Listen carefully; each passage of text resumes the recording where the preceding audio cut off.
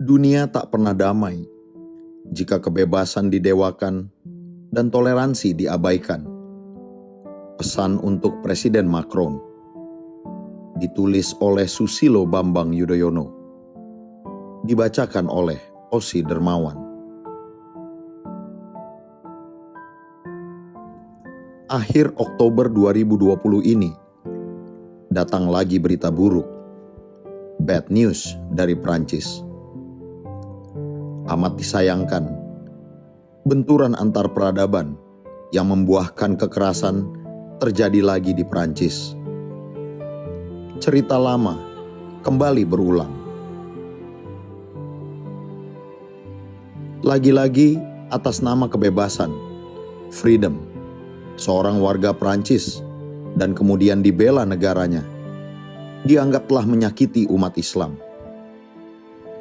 Akibatnya, sebagai bentuk perlawanan dari komunitas Muslim, lagi-lagi ada yang melakukan tindakan yang melampaui kepatutannya. Alhasil, siklus kekerasan, balas-membalas, terjadi lagi. Kalau hal begini terus berlangsung, kapan kita bisa keluar dari lingkaran pertikaian ini? Kapan pula kedamaian dan harmoni benar-benar hadir dalam kehidupan antar bangsa? Menyusul kejadian di Prancis tersebut, seperti biasanya, dunia kembali dibanjiri oleh pernyataan dari para pemimpin dunia. Pernyataan itu ada yang senada, tetapi ada pula yang amat berbeda. Secara eksplisit, hampir semuanya mengecam pembunuhan guru sejarah Prancis yang mempertunjukkan karikatur Nabi Muhammad kepada para muridnya itu. Juga, beberapa hari setelah itu, dunia kembali mengecam insiden penusukan yang terjadi di Nice, Prancis, yang mengakibatkan jatuhnya 3 korban jiwa dan sejumlah orang luka-luka. Termasuk pula kecaman terhadap penembakan seorang pendeta gereja Ortodoks Yunani di Lyon. Diduga, aksi terorisme ini dilatar belakangi oleh penyebaran karikatur Nabi Muhammad secara demonstratif di negara itu. Saya amati pula, ternyata tidak ada yang membenarkan kekerasan dan aksi-aksi terorisme itu, apapun alasannya. Kecaman juga datang dari para pemimpin negara Islam, bukan hanya dari para pemimpin negara Barat.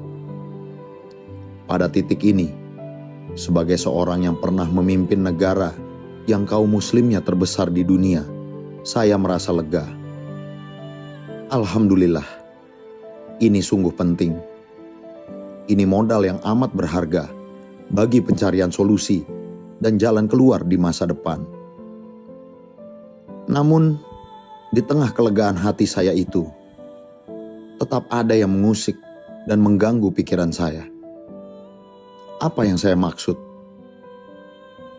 Setelah sama-sama mengecam terjadinya aksi kekerasan dan terorisme itu, dunia kembali terbelah. Di satu sisi, para pemimpin negara-negara Barat segera membangun solidaritas dan dukungan terhadap Prancis. Tema besarnya adalah kebebasan itu dijamin oleh negara. Kebebasan harus diterima oleh siapapun dan tak boleh diganggu. Kebebasan atau freedom itu di atas segalanya.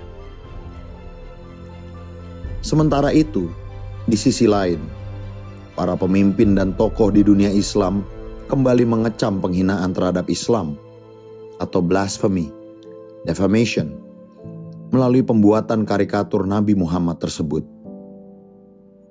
Kemarahan umat Islam makin besar ketika Presiden Macron mengeluarkan pernyataan yang dinilai mendiskreditkan agama Islam, insulting.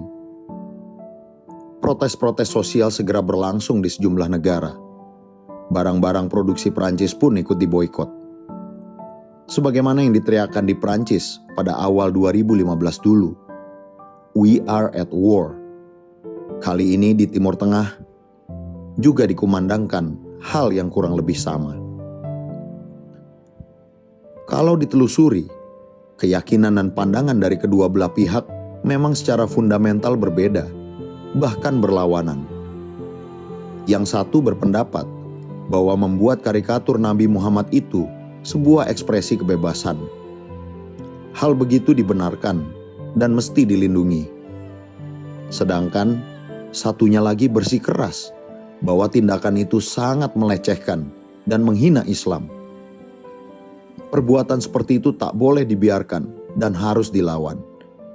Harus diberikan penalti. Pandangan yang saling berbenturan inilah yang membuat situasi di banyak belahan dunia kembali bergolak, kembali memanas.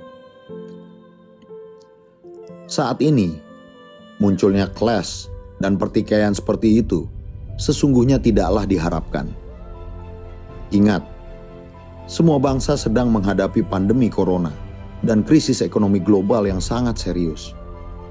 Yang diperlukan bukannya permusuhan dan perpecahan, tetapi justru kemitraan dan kerjasama. Melihat perkembangan keadaan yang ada, berulangnya tragedi seperti itu sebenarnya dapat dicegah. Karenanya, diam-diam saya berpikir, apakah dunia ini memang tidak mampu memetik pelajaran dari masa lalu? Apakah manusia itu benar-benar sulit untuk berubah? Juga sulit untuk berbagi rasa dan bersedia untuk saling mendengar. Bukan hanya sigap berperang kata, bersahut-sahutan. Mestinya, paling tidak harapan kita, para pemimpin dunia bisa menjadi bagian dari solusi dan bukannya bagian dari masalah. Mencari titik temu adalah solusi, sementara saling salah menyalahkan itu masalah. Terhadap ini semua, izinkan saya menyampaikan pandangan saya yang bersifat pribadi. Saya hanya ingin urun rembuk untuk kebaikan bersama, baik untuk masa kini maupun masa depan. Pandangan saya ini sekaligus merupakan pesan kepada Presiden Prancis, Emmanuel Macron, yang saat ini sedang mengemban amanah memimpin bangsa Prancis. Saya mulai dari isu tentang penggambaran karikatur Nabi Muhammad. Topik ini saya awali dengan sebuah pertanyaan yang sangat sederhana. Apakah membuat karikatur Nabi Muhammad, apalagi yang sifatnya mengolok-olok, itu etis atau tidak etis? Benar atau salah? Serta boleh atau tidak boleh? Jawaban dari pertanyaan ini sungguh penting, karena inilah yang menjadi sumber dan penyebab utama terus terjadinya benturan antara dunia barat dan dunia Islam. Saya tahu, Prancis dan dunia barat umumnya berpendapat bahwa kebebasan itu mutlak dan tak dapat dihalang-halangi oleh siapapun. Termasuk barangkali kebebasan untuk membuat karikatur Nabi Muhammad SAW dengan segala olok-oloknya. Nah, disinilah saatnya saya harus berkata langsung, to the point. Hentikanlah membuat karikatur Nabi Muhammad. Sekali lagi, hentikanlah. Tindakan itu sangat melukai, menghina, melecehkan, dan bahkan menantang umat Islam di seluruh dunia. Ini sungguh serius. Saya tidak mendramatisasi dan melebih-lebihkan. Jika meminjam terminologi barat, saya ini seorang muslim moderat dan bukan radikal. Saya juga berpikiran terbuka dan senantiasa membangun toleransi dengan umat agama manapun, identitas apapun. Meskipun sebagai seorang muslim, saya tetap teguh pada akidah ajaran Islam.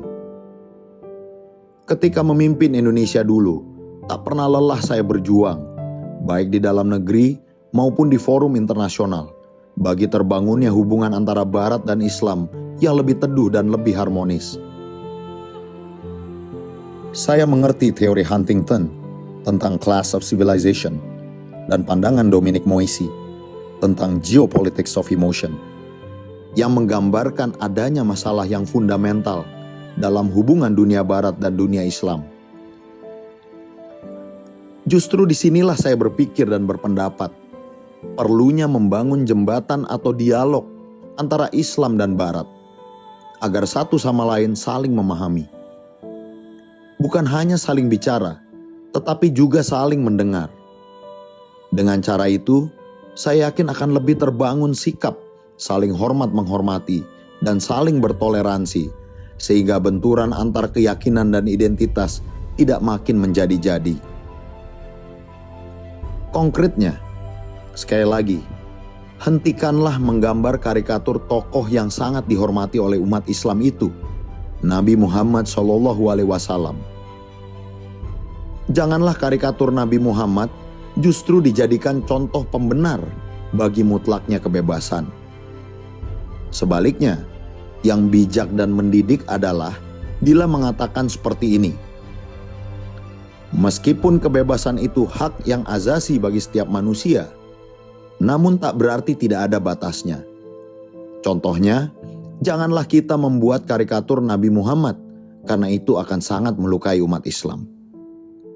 Mestinya begitu yang harus disampaikan, dan bukan sebaliknya. Tanpa harus terus menggambar, menerbitkan, dan mempublikasikan karikatur Nabi Muhammad, tidakkah ruang untuk mengekspresikan kebebasan itu sangat luas? Bahkan seluas samudra. Ada ribuan kata, gambar, dan bentuk-bentuk lain untuk mengekspresikan sebuah kebebasan. Khusus pada Presiden Prancis Macron, Anda bisa menjadi pemimpin yang lebih arif dan lebih bijaksana. Tolong imbangi pandangan dan keyakinan Anda dengan pandangan dan keyakinan pemimpin lain yang berbeda. Ingat, semua bangsa punya hak untuk tinggal dan hidup di bumi ini. Semuanya setara. Tidak boleh ada yang memonopoli kebenaran dan selalu mendiktekan pandangan-pandangannya. Kami di Indonesia, sebagai sahabat Prancis, juga ingin negeri Anda selalu diberikan kedamaian dan kesejahteraan. Saya juga berdoa, bangsa Prancis bisa menjalin persahabatan dan kemitraan yang kuat dengan semua bangsa di dunia, termasuk Indonesia. Khusus menyangkut keamanan dalam negeri Anda, saya juga berharap Prancis dibebaskan dari berbagai aksi teror dan kekerasan yang kerap terjadi. Terorisme adalah extraordinary crimes dan sejatinya tak mengenal agama. Radikalisme juga ada di identitas manapun, agama apapun. Saya bukan hanya pandai berkata-kata. Di masa lampau, Indonesia juga mengalami aksi-aksi terorisme yang serius. Kami juga tegas dalam memerangi terorisme. Namun, tidak pernah mengatakan bahwa agama Islamlah yang salah dan bermasalah, seperti nada bicara Anda beberapa saat yang lalu. Saat ini, Anda tengah mendapatkan peluang untuk mengubah jalannya sejarah, perubahan ke arah yang lebih baik. Melalui podcast ini, saya ingin menyampaikan pendapat bahwa hak dan kebebasan itu sesungguhnya tidak mutlak, tidak absolut. Bagaimanapun tetap ada batasnya. Tidakkah Universal Declaration of Human Rights yang diproklamasikan dan diadopsi oleh Perserikatan Bangsa-Bangsa pada tanggal 10 Desember 1948 di Paris, di negeri Anda sendiri, Presiden Macron, menetapkan adanya pembatasan atau limitation. Pembatasan itu berkaitan dengan penggunaan hak dan kebebasan yang dimiliki oleh seseorang, the exercise of rights and freedoms. Sebagaimana yang tertuang dalam pasal 29 ayat 2 dari Universal Declaration of Human Rights, menurut saya jiwa dan esensinya adalah penggunaan hak dan kebebasan itu dibatasi oleh pertimbangan, atau jika berkaitan dengan moralitas, ketertiban, dan keamanan masyarakat, serta kesejahteraan umum. Saya berpendapat penggambaran karikatur Nabi Muhammad adalah termasuk dalam lingkup pembatasan ini. Saya juga mengikuti putusan Mahkamah Hak Asasi Manusia Uni Eropa atas dugaan penghinaan terhadap Nabi Muhammad SAW oleh seorang warga Austria dalam sebuah seminar di tahun 2009. Diputuskan bahwa tindakan seseorang yang didakwa menghina Nabi Muhammad tersebut tidak dilindungi atau tidak sesuai dengan pasal 10 tentang kebebasan berpendapat dalam Konvensi Hak Asasi Manusia Uni Eropa. Putusan mahkamah ini menguatkan putusan Pengadilan Kriminal Wina 15 Februari 2011 dan Pengadilan Banding Wina bulan Desember 2011 atas kasus yang saya utarakan tadi. Mahkamah juga mengatakan bahwa putusan kedua pengadilan di Wina tersebut sudah benar dan adil.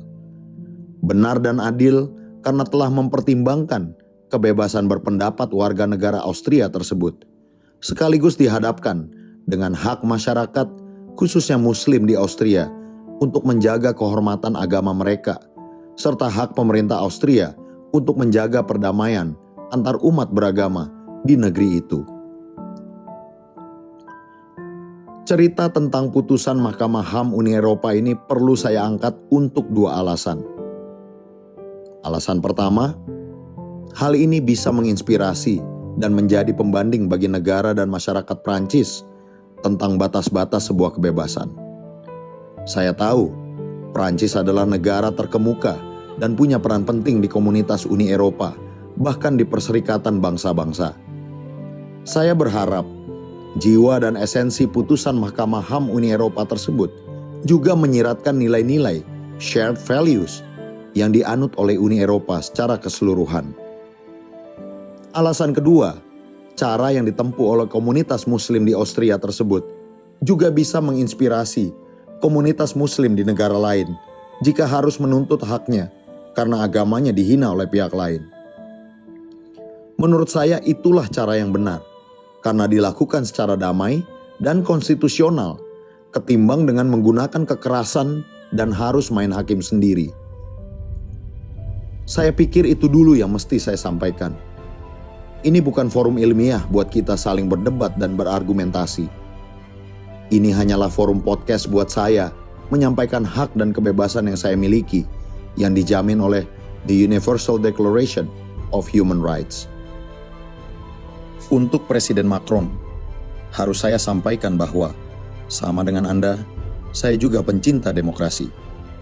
Saya menghormati hak-hak asasi manusia dan kebebasan. Namun, di sisi lain saya mencintai kedamaian dan perdamaian. Peace. Kedamaian mempersyaratkan hadirnya toleransi dan kerukunan antar masyarakat dan bangsa yang berbeda-beda identitasnya. Karenanya, saling menghormati, saling toleran, dan saling bertenggang rasa adalah kondisi yang harus dijaga dan dirawat dengan baik. Maaf, saya hanyalah warga negara dan warga dunia biasa. Saya tak punya kekuasaan, power, sebagaimana yang dimiliki oleh para pemimpin dunia. Namun, hati dan pikiran saya tergerak untuk ikut mencari solusi yang tepat dan bijak atas benturan dan pertikaian yang tak kunjung henti ini. Masalah dan benturan terjadi sejak penggambaran karikatur Nabi Muhammad di Denmark tahun 2005, penerbitan karikatur yang serupa oleh Charlie Hebdo di Paris tahun 2015, penerbitan ulang karikatur yang dimuat Charlie Hebdo di tahun 2020 ini, dan yang paling akhir adalah dipertontonkannya karikatur Nabi Muhammad kepada publik akhir-akhir ini. Tentu dibarengi dengan berbagai reaksi dan respons dari kalangan umat Islam yang sebagian daripadanya dinilai melampaui batas dan tak bisa dibenarkan. Jangan salah sangka, saya juga mengecam aksi-aksi teror dan kekerasan lainnya yang terjadi di Prancis sehubungan dengan kemelut karikatur Nabi Muhammad itu.